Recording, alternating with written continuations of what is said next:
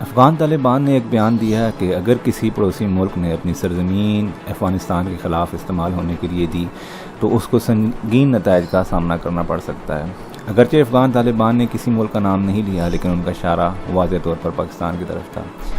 افغان طالبان کے اس بیان کے بعد پاکستان میں یہ بحث شدت اختیار کر چکی ہے کہ افغان طالبان جو کل تک مکمل طور پر پاکستان پر انحصار کرتے تھے، آج وہی پاکستان کو آنکھیں دکھا رہے ہیں، اور پاکستان نے افغان طالبان کی مدد کر کے پاکستان ایک سنگین غلطی کا مرتکب ہوا ہے۔ یہ بھی کہا جا رہا ہے کہ اگر جنرل ضیاء الحق مرحوم جہادیوں کو ٹریننگ نہ دیتے اور افغان جہاد کے نام پر پاکستان میں موجود لوگوں کے اندر جہادی کلچر کو فروغ نہ دیتے تو شاید طالبان بھی نہ بنتے اور حالات اس نہج تک بھی نہ پہنچتے۔ لیکن یہ ایک ایسی غلط فہمی ہے جو کہ تمام پاکستانیوں کے درمیان پائی جاتی ہے۔ اگر ہم تاریخ کا مطالعہ کریں تو ہمیں معلوم ہوگا کہ قیام پاکستان کے فوراً بعد افغانستان وہ واحد اسلامی پڑوسی ملک تھا جس نے پاکستان کے قیام کی نہ صرف مخالفت کی بلکہ UN میں پاکستان کو تسلیم کرنے سے بھی انکار کر دیا۔ افغانستان یہ سمجھتا تھا کہ ڈیورنڈ لینڈ جو کہ انگریزوں نے پاکستان اور افغانستان کے درمیان بارڈر لائن کھینچی ہے وہ مکمل طور پر غلط ہے۔ وہ یہ سمجھتے تھے کہ موجودہ KPK اور سابقہ NWFP اور بلوچستان کا کچھ حصہ جہاں پر پختون رہتے تھے وہ افغانستان کا حصہ ہیں۔ اس مقصد کے لیے ظاہر شاہ نے نہ صرف پاکستان میں موجود پختونوں کو اسلحہ فراہم کیا اور ان کو ٹریننگ دی، بلکہ پاکستان میں شورش کا آغاز کروانے میں اور پختونوں کے جذبات کو اشتعال دلانے میں بھی اہم کردار ادا کیا۔ یہ صورتحال اسی طریقے سے جاری رہی کہ ذوالفقار علی بھٹو اقتدار میں آ گئے۔ انہوں نے اقتدار میں آنے کے فوراً بعد افغانستان کا دورہ کیا اور پاکستان اور افغانستان کے درمیان معاملات طے پا گئے۔ لیکن بدقسمتی سے ظاہر شاہ کی حکومت کو داؤد خان نے الٹ دیا اور داؤد خان نے اقتدار میں آنے کے فوراً بعد پاکستان اور افغانستان کے درمیان طے پانے والے معاملات کو تسلیم کرنے سے انکار کر دیا اور ان معاہدوں کی مکمل طور پر نفی کی۔ افغان حکومت نے پاکستان میں موجود پختون جو کہ KPK اور بلوچستان کے کچھ حصوں میں رہتے تو انہیں مدد فراہم کی۔ ANP کے جنرل سیکرٹری اجمل خٹک نہ صرف افغانستان چلے گئے بلکہ پاکستان میں موجود پختونوں کے ساتھ مل کر ایک شورش کا بھی آغاز کر دیا۔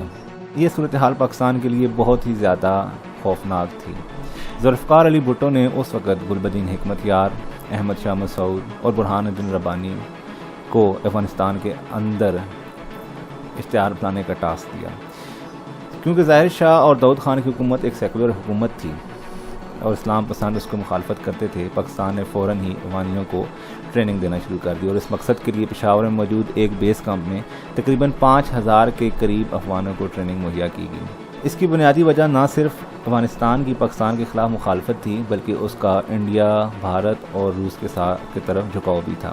پاکستان یہ سمجھتا تھا کہ یہ معاہدہ اگر افغانستان انڈیا کے ساتھ مل جاتا ہے اور روس کے ساتھ تعلقات بہتر بنا لیتا ہے تو پاکستان کے لیے حالات بہت زیادہ مشکل ہو جائیں گے اور پاکستان کو بارڈر کے دونوں اطراف لڑائی کرنا پڑے گی۔ لہذا یہ بات کہنا کہ جنرل ضیاء الحق نے افغانستان کے اندر جہاد کو فروغ دیا یہ بات غلط ہے، بلکہ ذوالفقار علی بھٹو وہ پہلے پاکستانی وزیر اعظم تھے جنہوں نے اسلام پسندوں کو افغانستان کے اندر مدد فراہم کی۔ تاریخ اس بات کی گواہ ہے کہ ان کا مقصد کسی طریقے سے بھی افغانستان کو کمزور کرنا نہیں تھا بلکہ مکمل طور پر پاکستان کا دفاع کرنا تھا۔ افغانستان کے اندر جب روسی افواج آ گئیں تو وہ اس وقت پاکستان کی مجبوری بن چکی تھی کہ پاکستان افغانستان، انڈیا اور روس کے عزائم کو روکنے کے لیے افغانیوں کی مدد کرے۔ لہذا وہ شدت پسند جن کو ذوالفقار علی بھٹو مدد فراہم کرتے تھے ضیاء الحق نے بھی جاری رکھی۔ یہاں تک بات بالکل درست ہے کہ ضیاء الحق اور ذوالفقار علی بھٹو کا پاکستان کو ڈالروں کی عوض بیچنا بالکل غلط تھا، کیونکہ جو اقدامات ذوالفقار علی بھٹو اور ضیاء الحق نے کیے وہ صرف اور صرف پاکستان کی دفاع کی اس کی سالمیت کے لیے تھے۔